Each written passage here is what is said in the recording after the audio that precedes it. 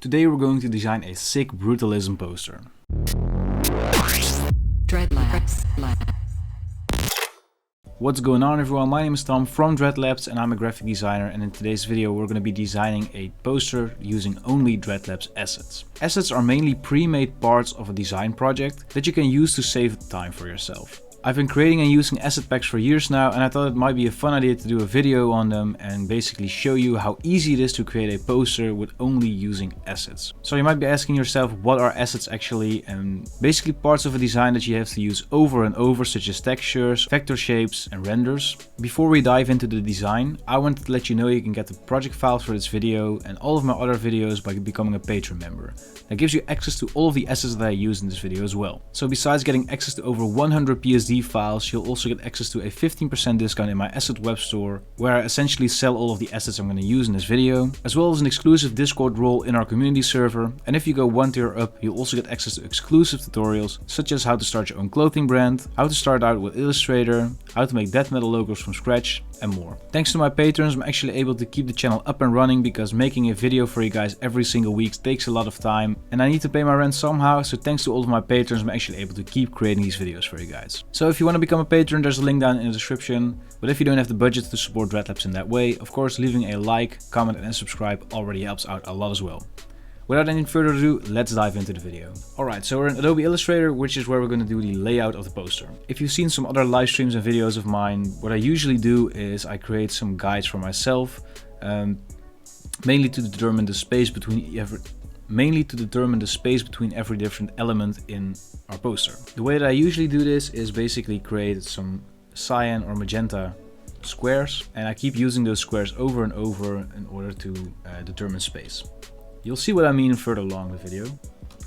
Alright, as you can see, in each corner we now have a 10mm large square. And basically those squares will determine the space between every different element. So what I'm going to try out next is try to create a layout that I'm satisfied with. And I'm just going to do this by resetting my front and back color by pressing D on my keyboard.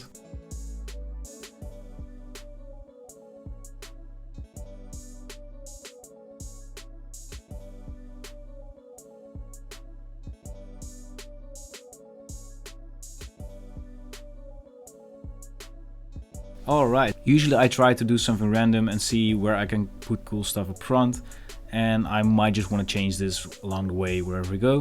So the next part is basically deleting or making all of these guides invisible.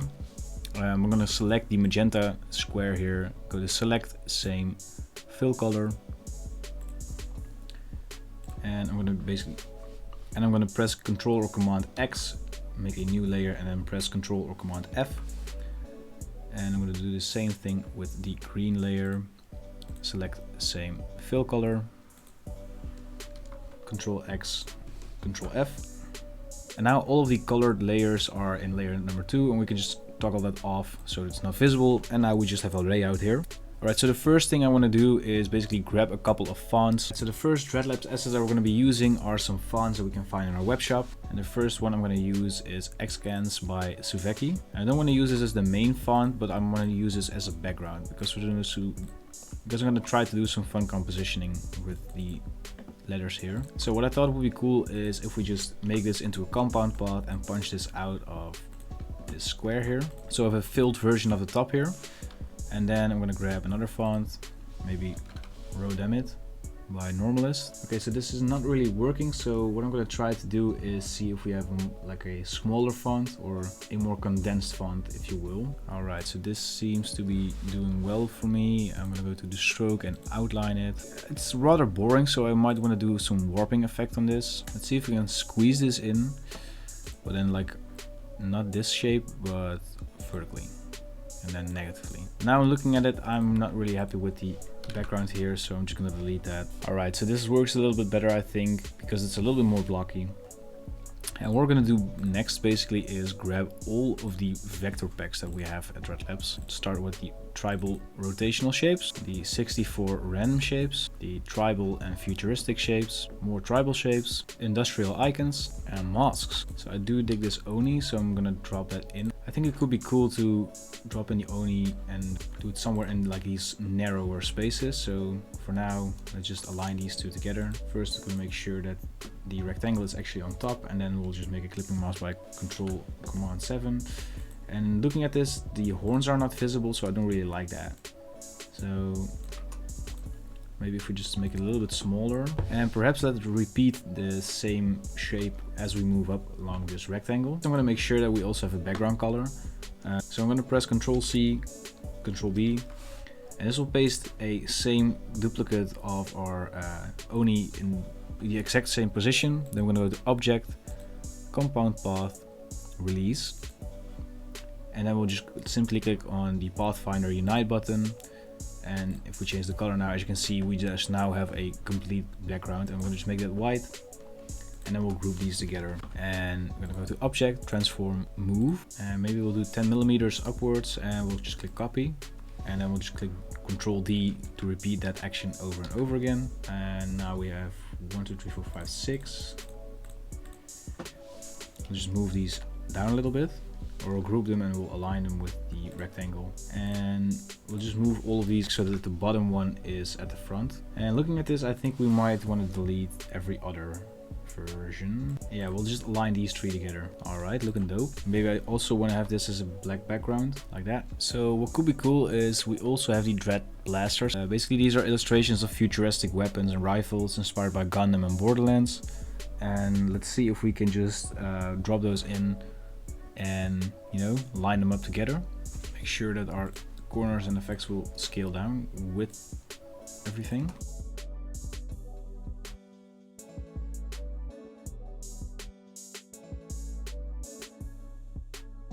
So let's also try to do a grid in the background. And I'm actually going to be applying the same trick as what I did with the Oni to create a nice background for all of these rifles. So I actually already have an outline. Let's just make sure that they also have a white fill, and then we're basically good to go. Let's just make sure that we have enough lines added to our grid. I'm gonna make this fairly small. We'll make sure that the squares are already there, and I'm actually adding more lines by pressing the arrow keys on my keyboard while I'm still holding my mouse button. Now make sure that the stroke is actually a lot thinner, maybe 0.5 pixels. And now it's behind these fills of the weapons, if you can see. All right, let's try some more font stuff. So I just use the vertical type tool to type out Digital Arsenal with the font called Arne.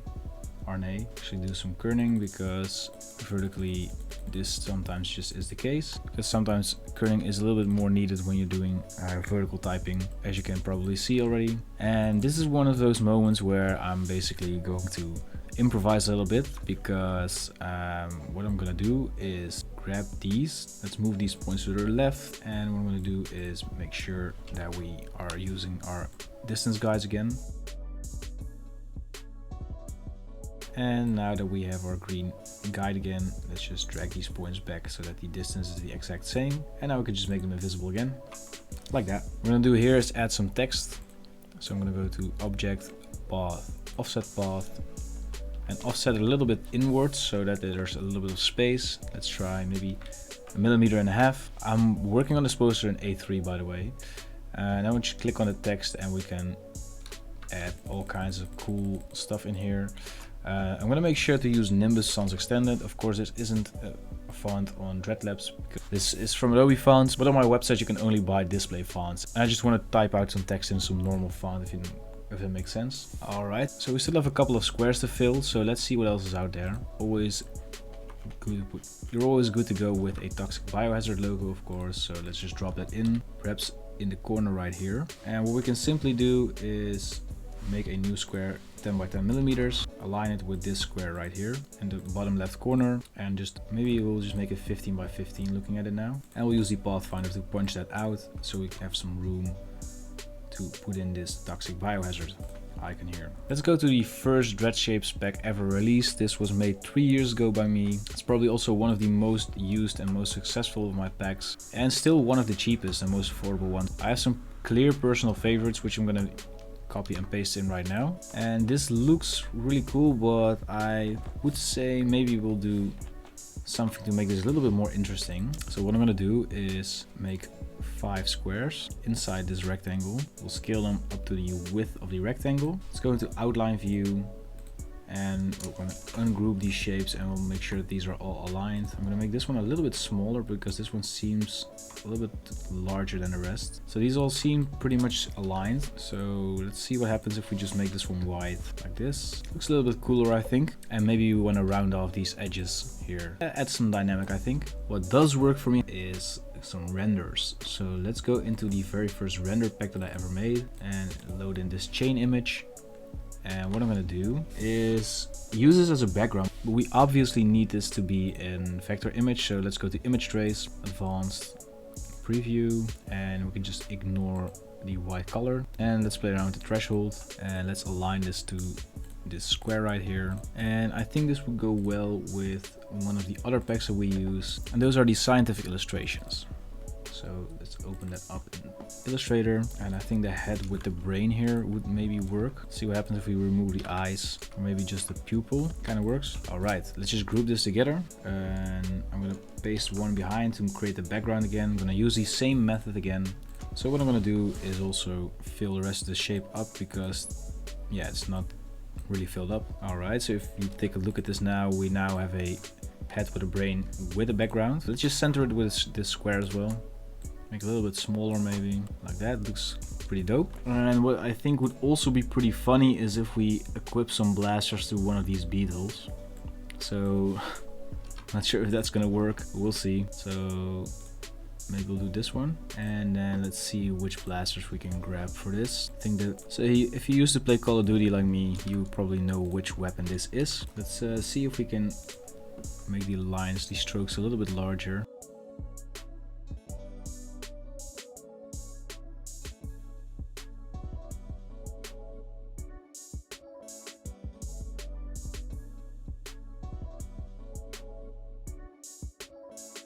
Alright, so let's scale this guy up a little bit, because I think it deserves to have a little bit of a larger display place, if that makes sense. Let's reflect these guys. Alright, so we now have a robotic beetle thing. Maybe we'll add something in the background here as well.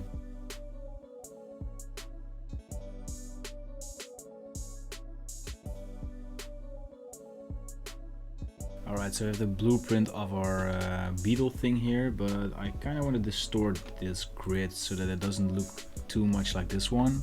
So we'll go to effect, and we'll do the twist one maybe. Looks pretty sick. So what we have here is one of the vectors from the Dreadlabs Metal Heart pack. I figured it might also be kind of cool to put that in here somewhere, perhaps somewhere like right here. And again, let's just make sure that we use the same spacer, so there's always the same space between all of the elements. You can also do something cool with the wings and this brain right here. So again, let's generate a background for them first, like that. And we'll group this one, and this one I think can be sitting right here. We'll put a nice clipping mask over it, and the background will make black.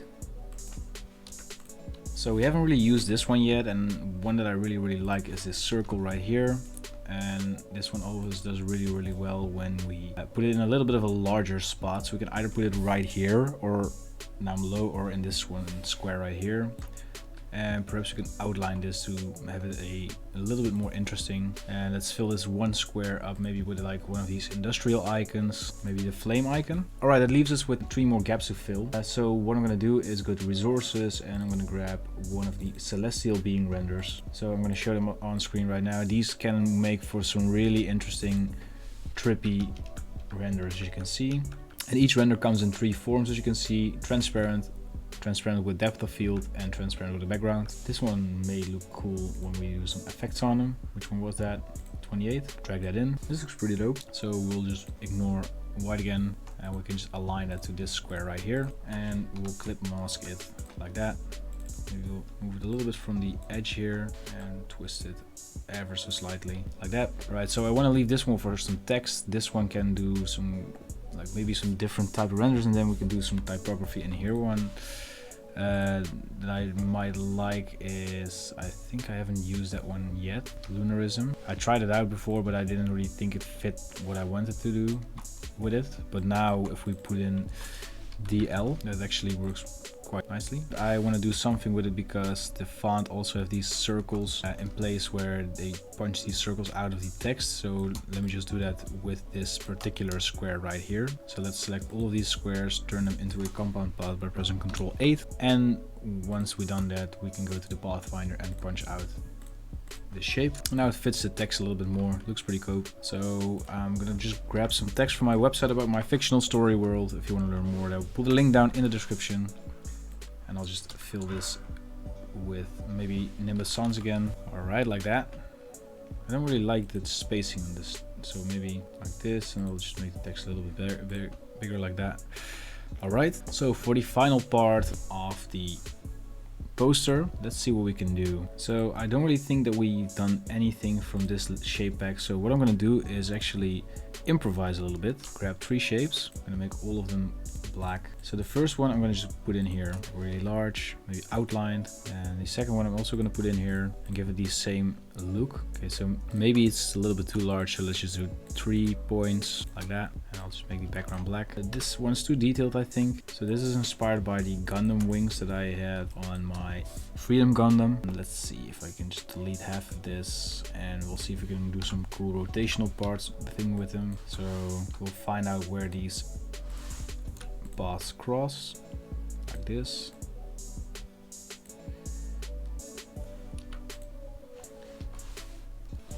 And with the rotate tool,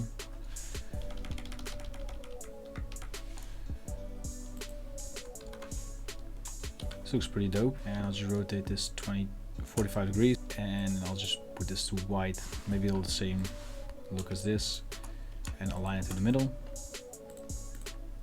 Oops. Still need to group it, and maybe we'll do like a warp effect on this, whereas the fisheye is going in a negative way, so that the thing goes a little bit more inwards. Alright, so now the layout is finished. Let's save this up and we'll open this in Photoshop and add some textures. So we're here in Photoshop, and what I want to do when I open this smart object is I'm going to go to the options and click on crop to media box, because this leaves in the spacing that we did in the beginning of the video with the magenta squares. Yeah, we now have this nice looking poster, and the first thing I'm going to do is color this in the right way. So I'm going to add a gradient map. No need to layer mask. So for this, maybe we'll do like a bright green, and the white will turn to black. And this gives us a better idea on the whole visual here. Now maybe we'll do like black and white first, and we're gonna select parts of the image that we don't want to be affected by the gradient map. So for example, maybe the DL here can be another color, if that makes sense. So what I'm gonna do is go and grab a solid color. Maybe we'll do the Dreadlabs neon yellow, and then we'll just turn this to multiply, so that it only affects lighter parts of the layer, maybe this part as well. So what I'm going to do now is select this, go to the mask of our color fill, and just fill that in with white. So what we can do next is grab another solid color, and we'll go with the Dreadlabs purple, and we'll also change this to multiply, and we'll hold Alt or Option on our keyboard and drag over that mask from our green layer to our purple layer. This should replace the layer mask, and then we'll just press Ctrl or Command I on my keyboard to invert it. And now we have a better idea of what our poster will be looking like. And looking at this, it's a little bit too purple and a little bit too dark, I think. So if we just inverse this again by pressing Ctrl I on the mask and do it the other way around, this looks a little bit better, I think, but maybe we can just still change some things here and there. For example, I think this one could also be nicely purple like this, and perhaps we can just use the magic wand tool to select the brain here, make parts of that also purple or the other way around. All right, so now that that's done, what we can do is grab all of this, call it poster coloring, and what we're going to do is convert this into a smart object. So the textures that I'm going to be using is basically my favorite paper texture pack that I've made so far, and that is the Dreadlabs Paper Pack Volume 3. And under the black crafting paper, we can just grab in one of these 3, scale it up, and change the blend mode to lighten, or screen, sorry. We'll duplicate this, and we'll change the blend mode to multiply. Now we'll make the top one invisible, and the screen one we'll just press Ctrl M on our keyboard to bring up the curves menu, and we'll slide this slider down a little bit, so that we make sure that all of the texture is very much visible on the blacks. I'm going to do the same thing on the other layer, so press Ctrl or Command M on your keyboard, but then we're going to bring in the lighter slider and we're going to make sure that the texture is visible on the lighter colors, mainly the greens. So you want to slide this in very harshly, but the contrast might be a little bit too much. So what you can do about that is drag this slider up to make it a little bit more subtle. All right. And next what we're going to do is go to Filter, Distort, Displace, and we'll do a nice subtle 5x5. And I'm going to grab some of the displacement maps of the filth bag. Just pick a random one. And if we aren't satisfied with the results, just pick another one. Maybe we'll do a more subtle effect, so maybe 2x2. It's maybe a little bit better. And we can just duplicate this layer if you want to by pressing Ctrl or Command J. Go to Filter, Blur, Gaussian Blur. Blur this by maybe 4 pixels. And we'll change the blend mode to lighten. And this gives us a nice subtle glow. If you don't really like it, you can just make it invisible, or you can change the opacity slider and make it a little bit more subtle. And what I always like to do before I end off like my poster, I'm trying to experiment a little bit. Usually I just do a new invert layer to see if this looks better. And this actually looks pretty dope as well. So I might just want to do this in the print. But yeah, regardless of that, this was a this was a design session that I just wanted to record and see if I still had fun doing these types of posters and showcase most of my asset packs that I have been using in the past couple of years. It's also been a while since we actually made an asset pack video. I think the last one is in 2020 as well. So that's 3 years ago, and since then I released a lot of assets, some of which I haven't never really showcased in some of my videos. For example, the blasters, I don't think I've ever used those in a video before. So if you're interested in getting some of the packs showcased in this video, there will be a link down in the description, and by buying these packages you really do support my channel. So if you buy one of these asset packs or become a Patreon member, remember, if you become a Patreon member, you'll get access to all of the project files from all of my tutorials, including the assets that I used in this particular video. You do support the channel and make me be able to give you guys more videos on a weekly basis. So with all of that being said, this is Tom from Dreadlabs tuning out. Thank you so much for watching, and I'll hopefully see you guys in the next video.